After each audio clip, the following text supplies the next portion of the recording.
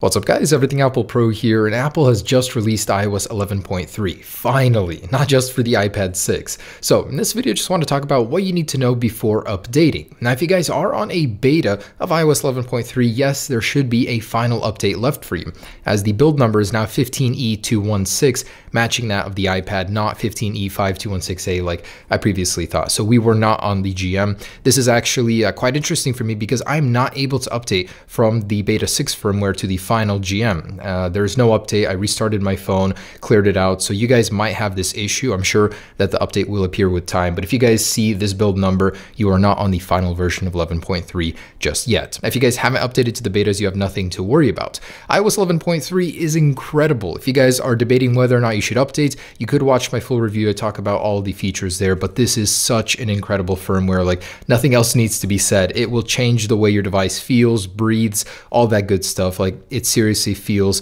rejuvenated completely. Even though the iPhone 10 never felt slow, iOS 11.3 just brings out all this responsiveness in it. Now, I do have it installing on my personal iPhone, so I'll show you the actual performance on the final one in a second here, but we'll do some benchmarks and stuff like that. But I just wanted to mention a few of the notable features. So if you have an iPhone 10, probably animojis are kind of cool. You will get a few new animojis.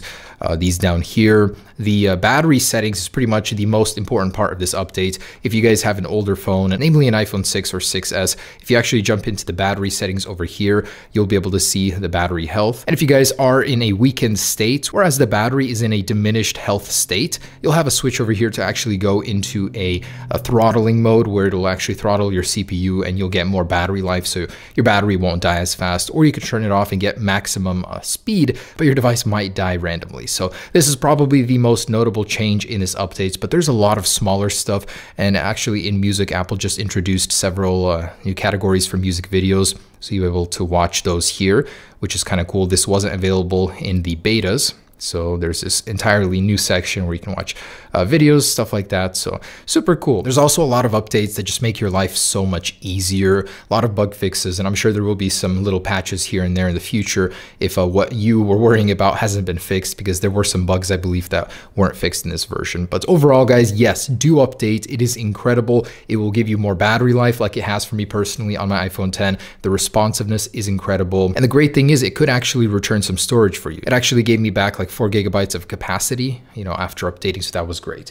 Now I'm going to go ahead and give you guys a little rundown of the speed on my personal iPhone after I set it up here in a sec. And here's my phone, so I just want to show you I am running the final version, 15E216.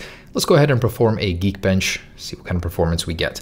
Now, the interesting thing is that today, the first HomePod firmware update was released. So you guys will be able to update that. It's unknown what features that contains, but presumably the multi-room support for AirPlay 2. So we'll see about that. And you can update that inside of the Home application. It has to be set up with your HomePod, but you'll see the updates in there. So kind of cool. Alongside that, we got watchOS, and then of course the new macOS version. So update all of your gear. Today's the big and fun update day. And that is quite an unusual score. So usually I get above 10,000 on the iPhone 10. Now I got below 10,000 on the latest iOS 11.3 firmware. On 11.2.6, you can see it was pretty high. I mean, compared to this, single core is still pretty on par. So quite strange to see it so low. On the last beta, I actually got a higher score as well. So maybe my phone is just an outlier, but the performance definitely does not reflect the lower scores. It is so good, so fast and responsive, and the battery life especially. Can't say enough good things about 11.3. Also, do remember to update your HomePod. Its first software update is available, so check that out. But anyways, guys, I would totally say do update to 11.3, and if you want the full features list, I'll leave a link down below in the description with the actual review. Anyways, enjoy the update, guys. Peace.